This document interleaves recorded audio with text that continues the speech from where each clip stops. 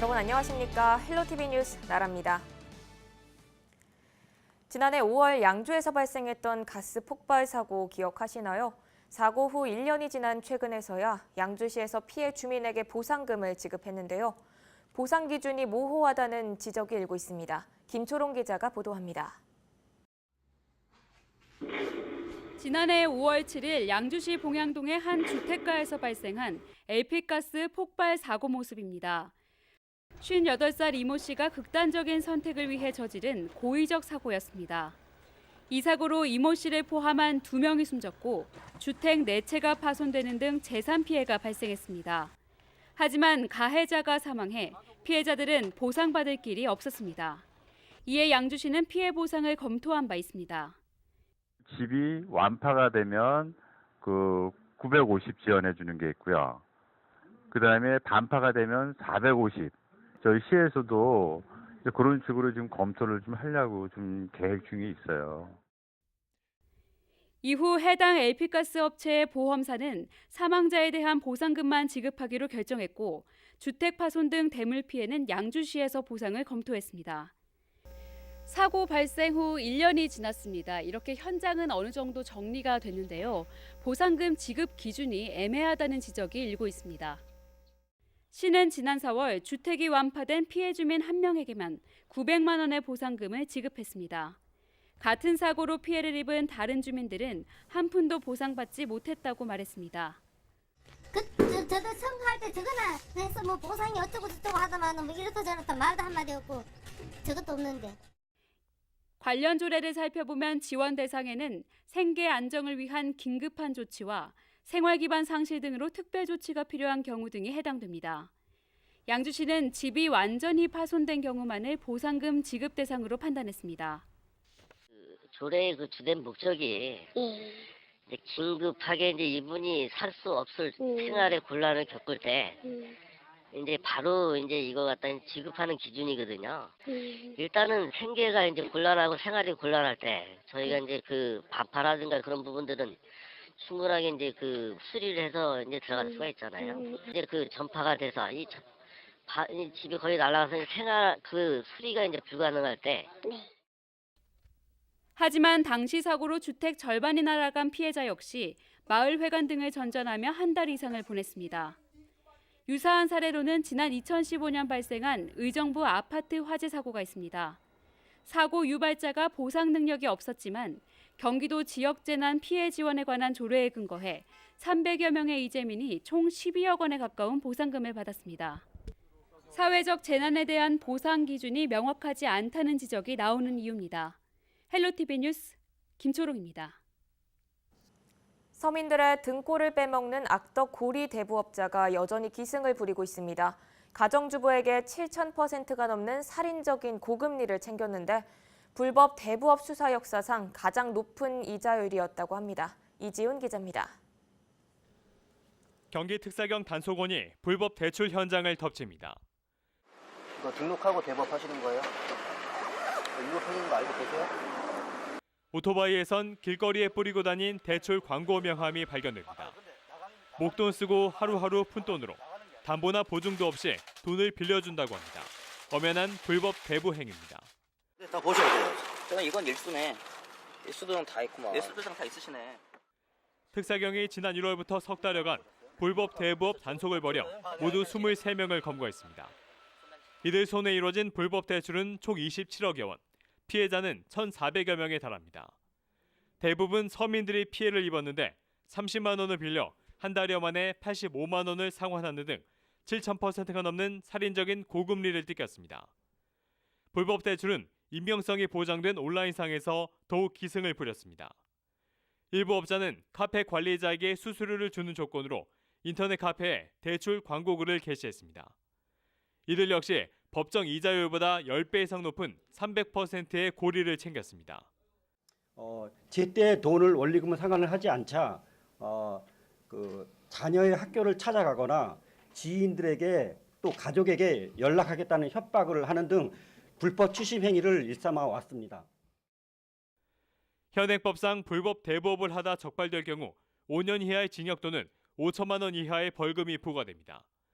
또 등록업자라 하더라도 법정 이자율을 지키지 않으면 실형이 선고됩니다. 특사경은 이번에 적발된 무등록 대부업자 23명을 검찰에 송치하고 모바일 등에서 활동하는 온라인 대부업자에 대해서도 수사를 확대할 예정입니다. 특사경은 또 대출을 받아야 한다면 금융위원회 홈페이지 등을 통해 등록업체인지부터 확인해야 한다고 당부합니다. 헬로티비 뉴스 이지훈입니다. 날이 따뜻해지면서 미세먼지와 함께 B형 독감이 찾아왔습니다. B형 독감 바이러스는 전염성이 강해 단체 생활을 하는 학교 등에서 주의하셔야겠습니다. 김소영 기자입니다. B형 독감이 유행입니다. 한 번 걸리면 복통과 설사 같은 증상이 발생하고 전염성도 강합니다. B형 독감은 폐렴 같은 합병증을 유발하기 때문에 더욱 주의가 필요합니다. 지난 겨울 예방주사를 맞았다고 해서 안심할 수 없습니다. 독감 항체 효과는 보통 6개월 정도 지속되는데 효과가 사라지고 난 뒤 독감에 걸릴 수 있기 때문입니다.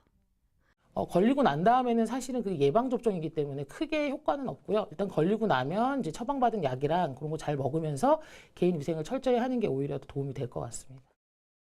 올봄 B형 독감은 주로 영유아나 청소년에게서 발생하고 있습니다. 병원을 찾는 독감 의심 환자 10명 가운데 6명은 12살 미만입니다. 새학기가 시작되고 집단 생활을 하면서 바이러스 전파가 늘었기 때문입니다. 호흡기 증상이라서 이제 같은 공간 안에 독감이 걸린 환자랑 같이 있는 경우에 이제 그 환자 기침을 하면서 이게 전파가 되는 경우가 대부분이라서요.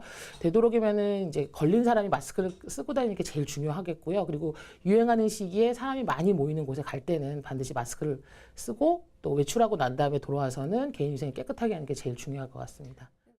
B형 독감 바이러스는 공기로 전염되기 때문에 미세먼지 수치가 높아도 환기를 하는 것이 무엇보다 중요합니다. 보건당국은 B형 독감에 걸렸다면 사람들과의 접촉을 줄이고 학생의 경우 5일 동안 등교를 하지 않아야 한다고 권고하고 있습니다. 봄이 되면서 반갑지 않은 손님 B형 독감과 미세먼지가 한꺼번에 찾아왔습니다. 전문가들은 무엇보다 개인 위생 관리를 철저히 해야 한다고 말합니다. 헬로티비 뉴스 김소영입니다.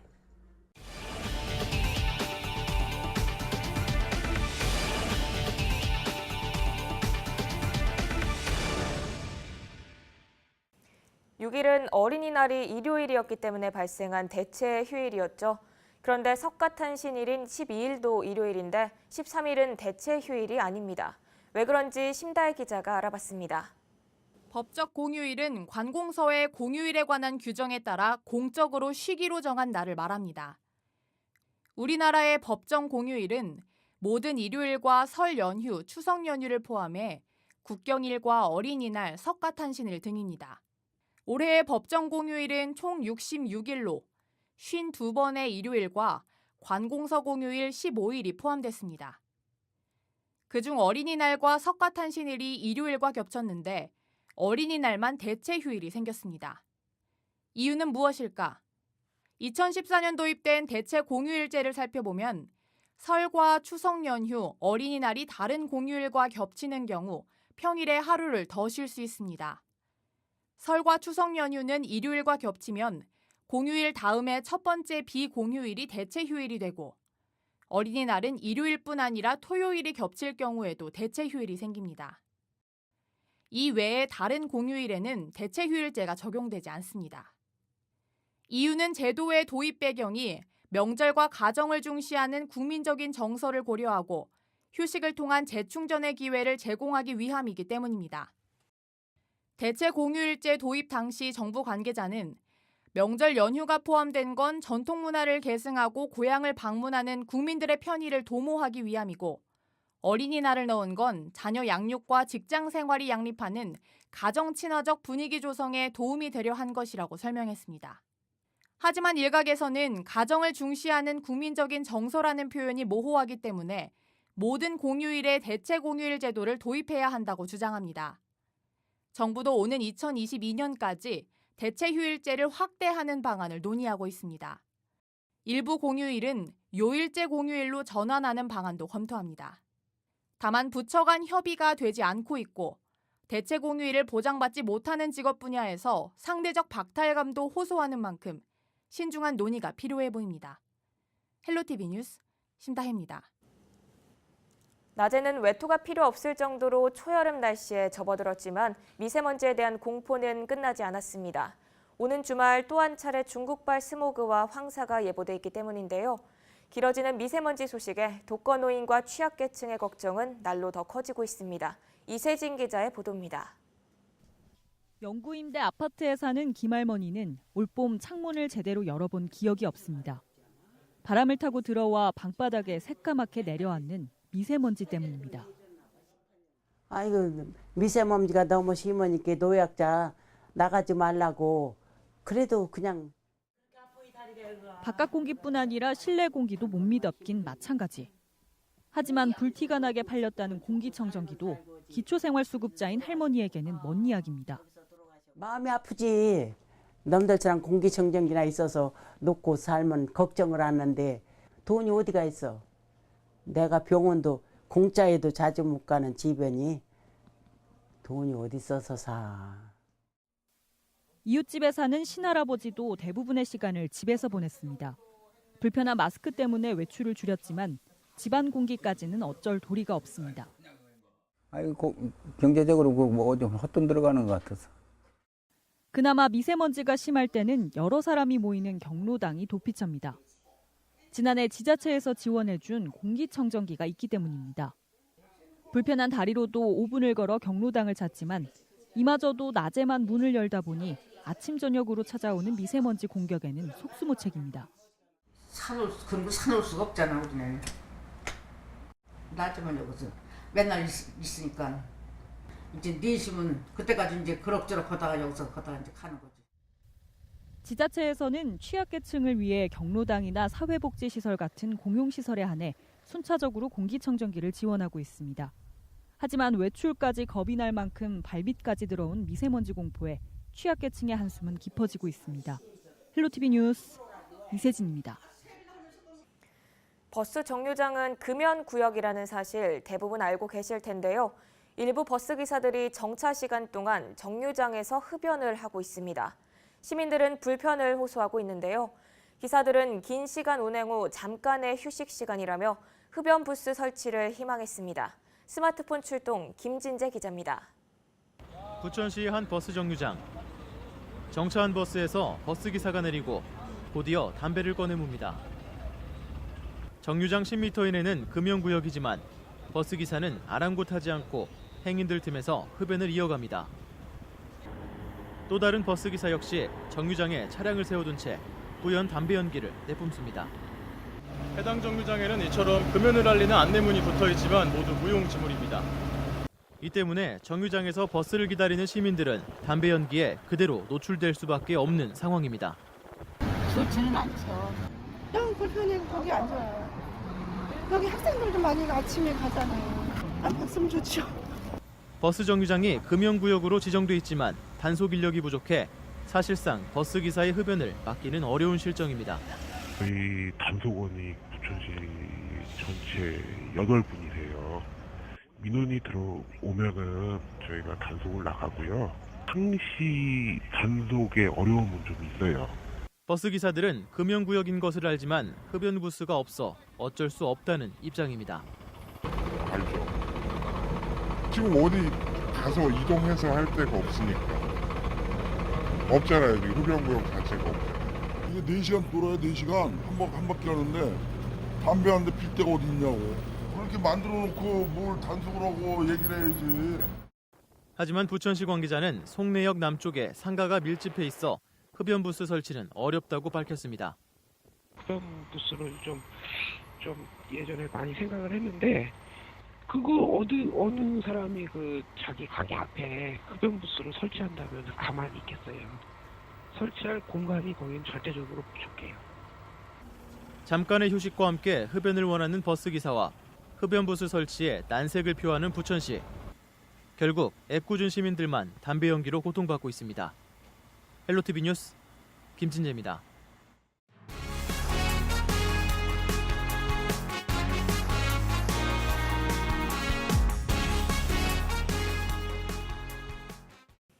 얼마 전 도내 한 병원에서 신생아를 떨어뜨려 숨지게 하고도 은폐한 의료진이 구속되면서 시민들의 공분을 샀습니다. 이런 의료사고에 대처하기 위해 경기도는 전국 최초로 도립의료원에 수술실 CCTV를 설치했는데요. 수원과 파주, 포천 등 6개 산하병원으로 전면 확대했습니다. 보도에 한선지 기자입니다. 수술실 한쪽 귀퉁이에 설치된 CCTV 카메라. 환자 동의하에 수술 진행 과정이 녹화됩니다. 환자의 알 권리와 의료 사고 등에 대비해 경기도가 작년 10월 전국에서 처음으로 도립안성병원에 시범 도입했습니다. 초기엔 촬영 동의가 절반 수준이었지만 최근 한 대형 병원의 신생아 낙상 사고 은폐 사실이 드러나면서 동의율이 84%까지 급증했습니다. 이 환자가 좀 마음을 안심할 수 있고 그런 거에 대한 방지를 어느 정도는 할 수 있지 않을까 이렇게 생각을 해요. 경기도가 수원과 파주, 포천 등 나머지 도립병원 5곳에도 수술실 CCTV를 추가로 설치했습니다. 촬영 영상은 의료사고 등 문제가 있을 때 한해서 공개하고 한 달 정도 보관 뒤 삭제됩니다. 대리 수술이라든가 수술실 내에서의 폭행, 성희롱 이런 불미스러운 일들은 아마 사라질 것으로 기대하고 있습니다. 도는 공공병원을 중심으로 수술실 CCTV를 의무화하고 민간으로 확대하는 내용의 의료법 개정안을 보건복지부에 제출했습니다. 소극적인 의료 행위나 개인정보 유출 등의 우려에도 불구하고 이에 대한 시민 공감대는 점차 커질 것으로 예상했습니다. 도민들의 전폭적인 지지 여론과 의료사고 및 분쟁 예방과 의사와 환자 간 대등한 관계 구현을 위한 의료사고에 대한 안전장치로 경기도가 제시한 수술실 CCTV. 도는 지속적인 정책 건의와 여론 수렴 등을 통해 전국 확대를 위한 노력을 기울이겠다고 밝혔습니다. 경기주TV 한선지입니다. 의정부시 보건소는 모든 출산 가정에 경기도 산후조리비를 지원합니다. 산후조리비는 출생아 1인당 50만 원씩 의정부 지역화폐인 의정부 사랑카드로 발급 지원하며 지원 대상은 2019년 1월 1일 이후에 출생아부터입니다. 신생아 출산일을 기준으로 부 또는 모가 1년 전부터 현재까지 경기도에 주민등록을 둔 출산 가정이면 누구나 소득에 상관없이 신청할 수 있습니다. 양주시는 오는 6월 30일까지 마약류 투약자 특별 자수기간이 운영된다고 8일 밝혔습니다. 대상자는 마약과 향정신성 의약품, 대마 등의 마약류를 상습적으로 투약한 자와 제공한 자입니다. 특별 자수기간에 자수한 대상자는 최대한 선처해 치료와 재활 기회를 우선적으로 제공합니다. 양주시 보건소 관계자는 이번 특별 자수기간이 마약으로부터 벗어나 행복한 삶을 살아가는 기회가 되길 바란다고 말했습니다. 포천시의 A형 간염 환자 신고 건수가 급증했습니다. 시에 따르면 올해 들어 A형 간염 환자 신고 건수는 현재까지 6명으로 지난해 같은 기간 발생한 2명보다 늘었습니다. 시는 12개월에서 23개월의 어린아이와 A형 간염에 대한 면역력이 없는 만성 간 질환자, 외식업 종사자, 의료인 등 고위험군은 A형 간염 예방접종을 받을 것을 권고했습니다. 또 기본 개인위생 수칙 준수와 끓인 물 마시기 등 A형 간염 예방 수칙을 지켜달라고 말했습니다. 포천시는 포천-서울 제방도로 개설 사업에 따른 잔여 지방채 20억 원을 전액 상환했습니다.